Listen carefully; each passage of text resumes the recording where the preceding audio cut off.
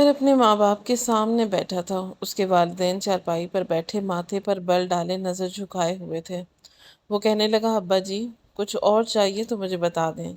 ये कहते हुए वो बार बार अपने हाथों में बंधी घड़ी देख रहा था। रात के 10 बज रहे थे। उसे अपने घर भी जाना था। बीवी ने खाना तैयार कर रखा था। दुकान से सीधा वो अपने वालिदैन के घर ही आया था। भूख भी लग रही थी। उसके माँ बाप कहने लगे, नहीं, और किसी चीज़ की ज़रूरत नहीं है। ज़फ़र का दिल तो अपने वालिद की ये बात सुनकर कुछ मुतमईन हुआ था, हालांकि वो इसकी मुंह से निकली हुई हर बात पूरी करता था। जो चीज़ वो मांगते थे उन्हें फ़ौरन ला कर देता था। उसने गहरी ठंडी सांस ली। कहने लगा, फिर भी किसी चीज़ की ज़रूरत हो तो मुझे फ़ोन पर बता दीजिएगा। फिर घड़ी देखने लगा। कहने लगा कि बहुत भूख लग रही है, वरना मैं कुछ देर बैठ जाता। माँ कहने लगी, नहीं बेटा, जाओ अपने घर जाकर खाना खाओ। तुम्हारी बीवी बच्चे तुम्हारा इंतज़ार कर रहे होंगे। लेकिन ज़फ़र के बाप ने इतना भी नहीं कहा था। जैसे ही ज़फ़र खड़ा हुआ तो उसका बाप कहने लगा, रोज़ रोज़ मत आया कर यहाँ पर। लहजा बड़ा ही करख्त सा था। ज़फ़र कहने लगा, अब्बा जी, क्या बात है?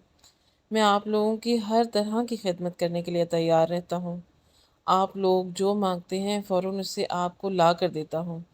कभी ऐसा नहीं हुआ कि आपने कोई चीज़ मांगी हो और मैंने इनकार किया हो, या मैंने कभी देर सवेर की हो।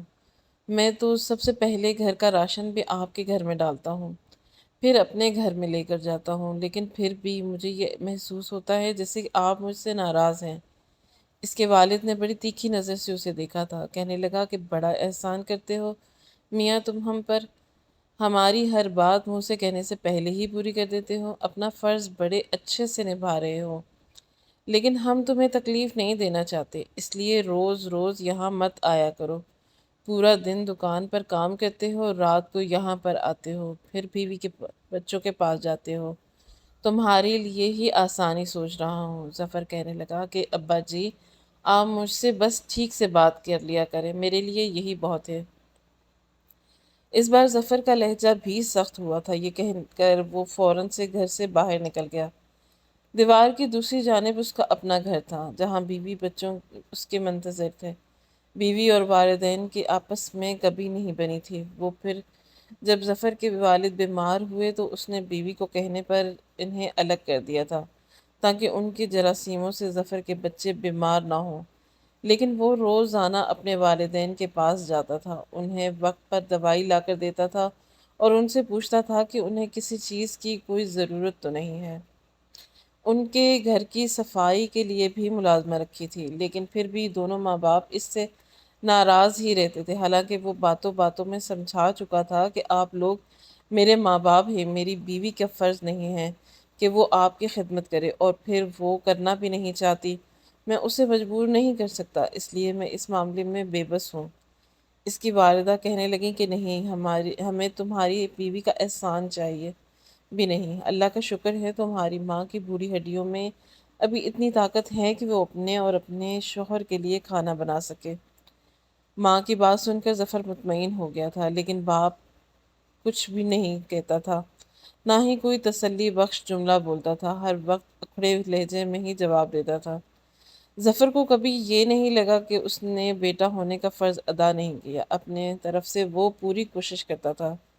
घर पहुंचा तो बीवी दस्तरखान बिछाए खाने पर उसका इंतज़ार कर रही थी। बच्चे भी भूखे बैठे थे। बाप को देखकर उनके चेहरे खिले थे। फ़ौरन से अब्बा जी कहते हुए उसके साथ लग गए। वो कहने लगे कि हाजरा, कितनी बार कहा है कि मेरा इंतज़ार मत किया करो।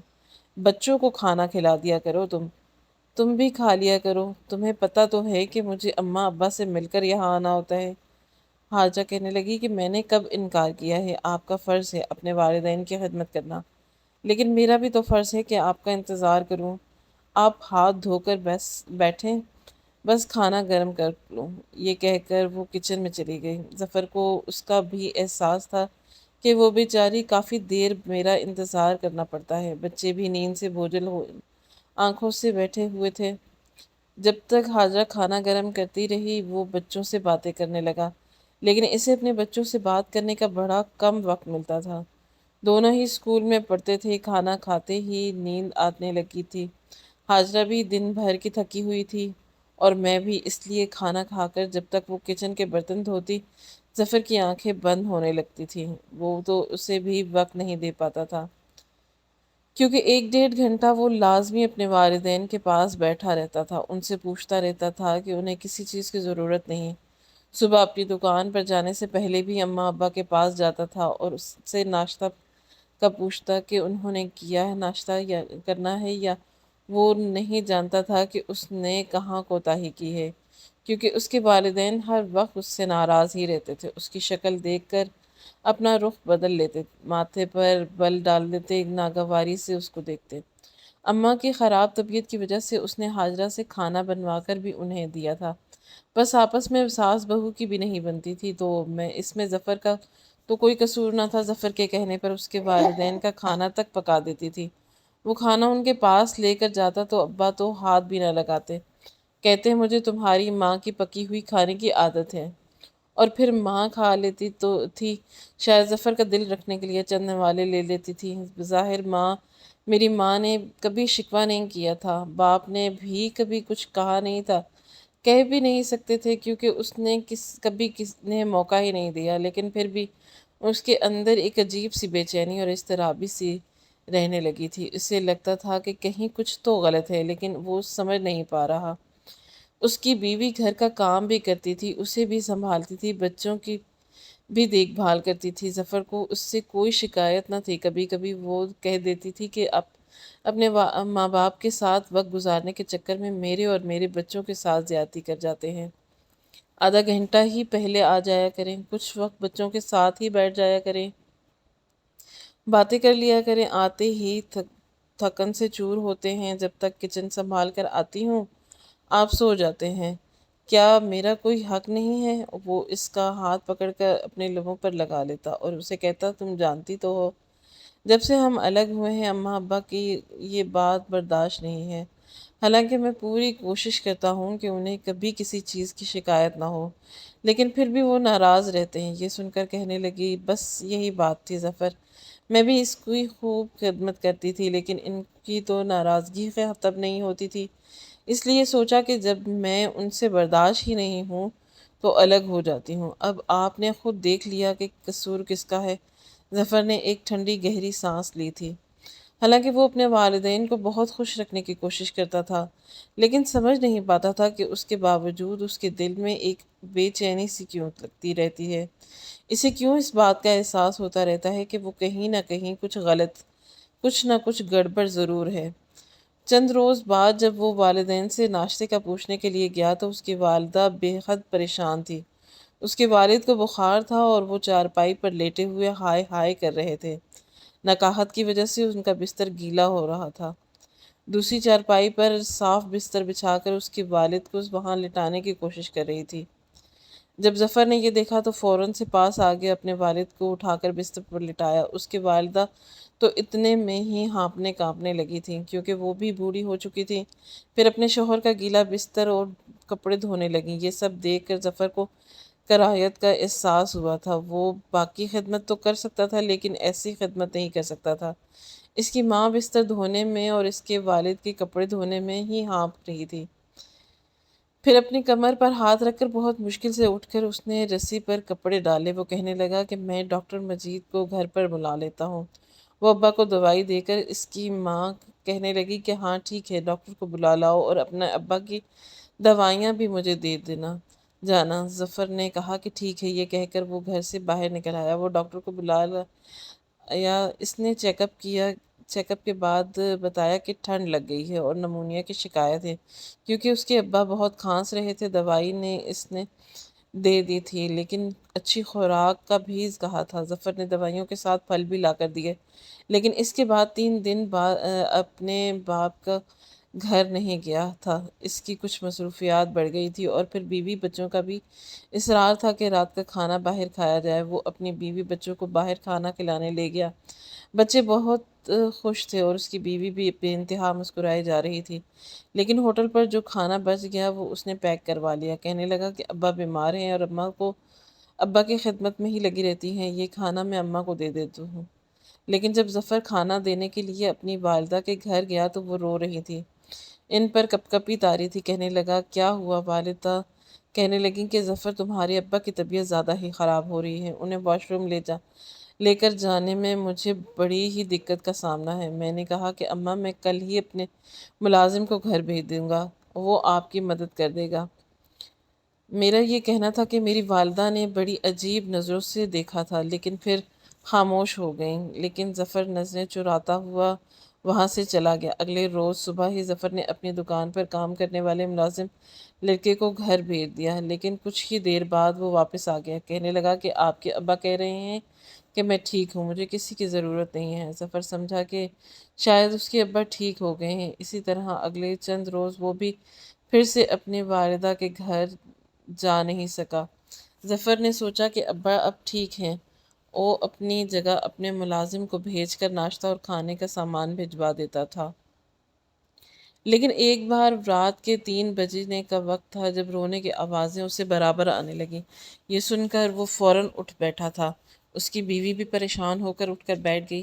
جب دونوں اپنے کمرے سے باہر نکلے تو اس کے برابر والے گھر سے اس کی ماں کی رونے کی آوازیں آ رہی تھی۔ یہ سن کر دونوں میاں بیوی جلدی سے برابر والے گھر میں گئے تو سامنے کا منظر دیکھ کر ہوش اڑ گئے۔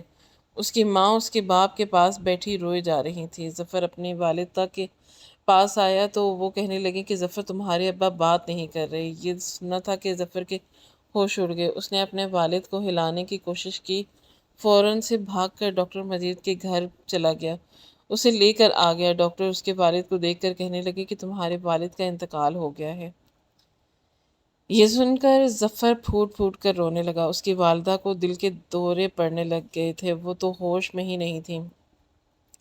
جیسے ہی ہوش آتا تو کہنے لگتی کہ مجھے کیوں اکیلا چھوڑ گئے، اپنے ساتھ مجھے بھی لے جاتے، میں کیسے اکیلی جیوں گی، یہ کہہ کر وہ بے ہوش ہو جاتی۔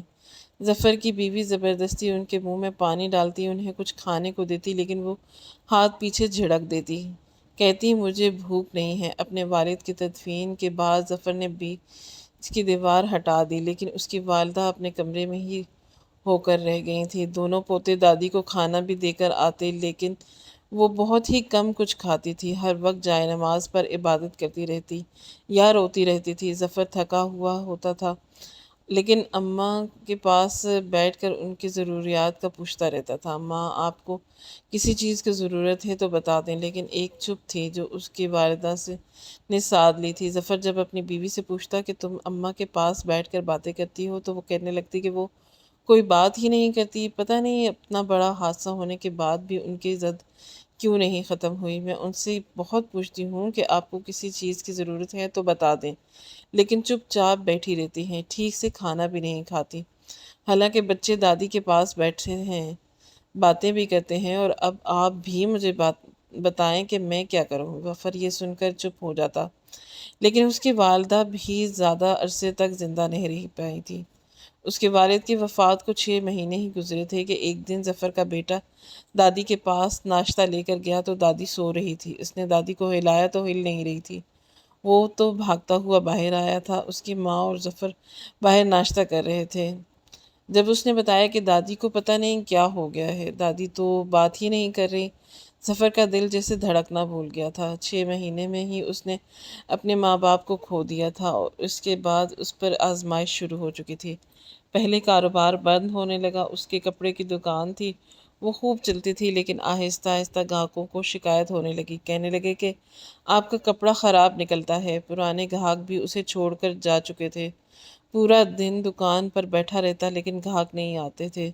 وہ بہت پریشان تھا، گھر کے حالات بھی خراب ہونے لگے تھے، اس لیے برابر والا پورشن جہاں اس کے والدین رہتے تھے وہ اس نے بیچ دیا۔ اسے بیچ کر پیسے کاروبار میں لگا دیے تاکہ کام کو بڑھا سکے۔ ظفر نے ایک چھوٹی سی فیکٹری کھول لی، لیکن فیکٹری کو بھی کچھ عرصے بعد آگ لگ گئی تھی۔ سارا سامان جل گیا تھا، نقصان پر نقصان ہوئے جا رہا تھا۔ ظفر اپنے مرشد کا رخ کر چکا تھا، نماز پڑھنے لگا تھا، اللہ سے دعائیں مانگتا رہتا، رو رو کر ان کے کاروبار پہلے جیسا ہو جائے، لیکن گھر کے اخراجات میں پریشانی ہونے لگی تھی۔ اب آئے دن حاجرہ کے ساتھ اس کی بحث ہونے لگی تھی۔ وہ یہی کہتی تھی کہ بچوں کی فیس پیسے نہیں ہیں، کہاں سے پورا کرو گے؟ وہ کہتا تھا کہ سب کچھ تو کر رہا ہوں، اب نقصان ہو گیا تو میں میرا کیا اختیار ہے؟ بچوں کو سستے اسکول میں ڈال دوں، میں اتنی زیادہ فیس نہیں بھر سکتا۔ ہاجرہ کہنے لگی کہ کیسے ڈال دوں؟ ان کے مستقبل کا سوال ہے، کچھ بھی کرو ظفر، کہیں سے بھی لا کر دو، میں اپنے بچوں کی زندگی خراب نہیں کر سکتی۔ ظفر دن رات اسی پریشانی میں مبتلا رہنے لگا تھا، سگریٹ پینے لگا تھا، بیمار بھی رہنے لگا تھا، لیکن کاروبار تھا کہ چلنے کا نام ہی نہیں لے رہا تھا۔ ایک بار وہ جمعے کے خطبے میں بیٹھا تھا، بہت پریشان تھا۔ وہاں ایک عالم دین آئے ہوئے تھے۔ جمعے کی نماز کے بعد تمام مردوں سے کہنے لگے کہ کچھ دیر کے لیے بیٹھ کر اپنی مشکلات کے حل کے بارے میں جو پوچھنا چاہتے ہو وہ پوچھیے۔ پہلے انہوں نے ماں باپ کی خدمت کے بارے میں بیان دیا کہ والدین سے اونچی آواز میں مت کرنا، ان کے آگے مت چیخو، ان کے سامنے کبھی اف مت کرو، ان کی دعاؤں سے ہی ہمارے مسائل حل ہوتے ہیں۔ یہ سن کر ظفر کی آنکھوں سے آنسو بہنے لگے۔ وہ سوچنے لگا کہ اس نے تو یہ سب کچھ کیا تھا، آج تک کبھی اپنے ماں باپ کے سامنے اف تک نہیں کی تھی، کبھی اس سے اونچی آواز میں بات تک نہیں کی تھی، پھر وہ کیوں پریشان ہے؟ وہ نہیں سمجھ پا رہا تھا کہ آخر اس کے ساتھ ایسا سب کچھ کیوں ہو رہا تھا۔ جب تک ماں باپ زندہ تھے، کاروبار میں پریشانی اس کو چھو کر نہیں گزری تھی، کبھی اس کے پاس پیسوں کی کمی نہیں ہوئی تھی، لیکن والد کے جاتے ہی کاروبار میں تنگی ہونا شروع ہوگی، اور پھر والدہ کے جاتے ہی جیسے پریشانیوں نے اس کے گھر دیکھ لیا۔ بیان سننے کے بعد لوگوں نے اپنے مسائل بھی بتائے، وہ عالم دین قرآن و حدیث کے مطابق حل بھی بتاتے تھے۔ ظفر بھی ان کے پاس جا کر بیٹھ گیا، کہنے لگا کہ میں نے اپنے والدین کی خوب خدمت کی تھی، کبھی بھی شکایت کا موقع نہیں دیا، لیکن پھر بھی میں مطمئن نہیں ہوں، میرے اندر ایک بے چینی سی ہے، ایسا لگتا ہے کہ کہیں کچھ گڑبڑ ہوئی ہے۔ پھر کہنے لگا کہ جب سے والدین کا انتقال ہوا ہے، میرے کاروبار بند ہو کر رہ گیا ہے۔ وہ کہنے لگی کہ تم نے اپنے والدین کی کیا خدمت کی ہے؟ وہ کہنے لگا آج تک میرے ماں باپ نے جو مجھ سے مانگا میں نے انہیں دیا، میں نے کبھی انکار نہیں کیا۔ وہ کہنے لگا کہ یہی تو تمہاری سب سے بڑی غلطی ہے۔ یہ سن کر ظفر حیران تھا کہ اس میں میری کیا غلطی ہے؟ وہ کہنے لگا کہ تمہارے ماں باپ نے ہمیشہ تمہارے کہنے پر تمہارا کام کیا، یا انہوں نے تبھی دیا جب تم نے مانگا۔ وہ کہنے لگا کہ میں سمجھا نہیں آپ کی بات۔ مولانا صاحب کہنے لگے کہ دیکھو بیٹا، جب تم چھوٹے تھے، اس دنیا میں آئے بھی نہیں تھے، تمہارے پیدا ہونے سے پہلے ہی تمہارے ماں باپ تمہارے کپڑے بنوا کر رکھ چکے تھے، تمہارے کھانے پینے کا انتظام بھی کر چکے تھے۔ جب دنیا میں آئے تمہاری مانگنے پر بھی تمہیں کپڑے پہننے دیے، بلکہ بن مانگے بھی تمہیں کپڑے پہنا دیے۔ تم اس وقت اپنے ماں باپ کے محتاج تھے، تمہاری روزی روٹی تمہارے ماں باپ کے ذریعے تمہیں خود بخود ملتی تھی، تمہارے مانگنے پر نہیں تھی۔ اس طرح جب تم بڑے ہوئے تو تمہارے ماں باپ بنا کہے تمہیں نہلاتی تھی، یہاں تک کہ تمہارے گیلے بستر پر خود سو جاتی تھی اور تمہیں سوکھے بستر پر سلاتی تھی تاکہ تم بیمار نہ پڑ جاؤ۔ حالانکہ تم اس وقت اس قابل نہیں تھے کہ کچھ خود سے بتا سکتے، لیکن ماں باپ نے خود بخود تمہیں تمہارے کہے بنا تمہاری ہر ضرورت کو پورا کیا۔ تم بیمار ہوئے تو تمہارے باپ نے تمہارے کہے بغیر تمہیں دوائی لا کر دی۔ تم اسکول میں جانے کو قابل ہوئے تو پہلے سے ہی ماں باپ نے ایک اچھے اسکول کا انتخاب کیا اور تمہیں تعلیم دلوانے کے لیے تمہیں اسکول بھیجوانا شروع کیا۔ تمہارے کہے بنا ہی تمہارے سب کام ہوتے تھے۔ نوکری لگی تو ماں نے پہلے سے ہی تمہارے لیے تمہاری بیوی دیکھنی شروع کر دی، جو تمہاری خدمت کر سکے تاکہ تم اس کے ساتھ پیار محبت سے ساتھ زندگی گزار سکو۔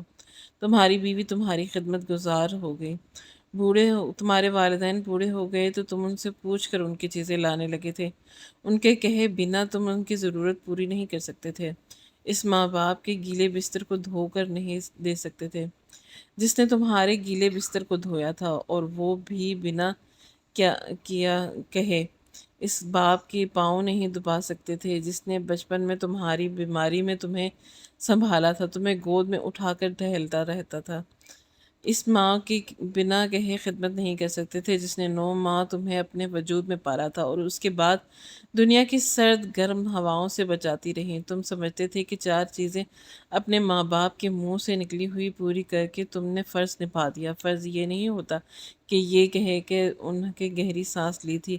پھر کہنے لگا کہ تمہارے ماں باپ بھی یہی چاہتے تھے کہ تم بھی بنا ان کے کہے ان کی خدمت کرو۔ بات صرف ضروریات زندگی کی نہیں ہوتی۔ تم نے انہیں پھل لا کر دیے، انہیں راشن لا کے دیے، انہیں ناشتہ پانی لا کر دیا۔ فرض یہ ہے کہ ان کے پاس بیٹھو، ان کے دل کی بات سنو، ان کے پاؤں دباؤ، خود بخود آگے بڑھ کر ان کی خدمت کرو۔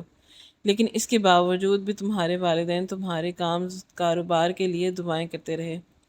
جب تک ان کا خاص حصہ تمہارے کاروبار میں تھا تب تک وہ چلتا رہا، اور اب وہ جا چکے ہیں تو ان کا نصیب بھی ختم ہو چکا ہے۔ اس لیے تم پر تنگی آ گئی ہے۔ اپنے والدین کی قبر پر جاؤ اور ان سے معافی مانگو، ان کے پیسوں سے کہیں ٹھنڈے پانی کا کولر لگوا دو۔ یہ سن کر ظفر کی آنکھوں سے آنسو ٹپکنے لگے۔ اسے آج اپنی غلطی کا احساس ہوا تھا۔ وہ واقعی ہی غلط تھا۔ یہ غلطی شاید انجانے میں ہی ہم جیسے لوگوں سے ہو جاتی ہے، لہٰذا اپنے والدین کی زندگی کو پا کر کوشش کریں کہ ان کی خدمت کریں۔ ظفر کی طرح پچھتانا نہ پڑے، اور اب اپنے ماں باپ کی قبر پر جا کر پھوٹ پھوٹ کر رو رہا تھا، لیکن وہ اس کے آنسو صاف نہیں کر سکتے تھے۔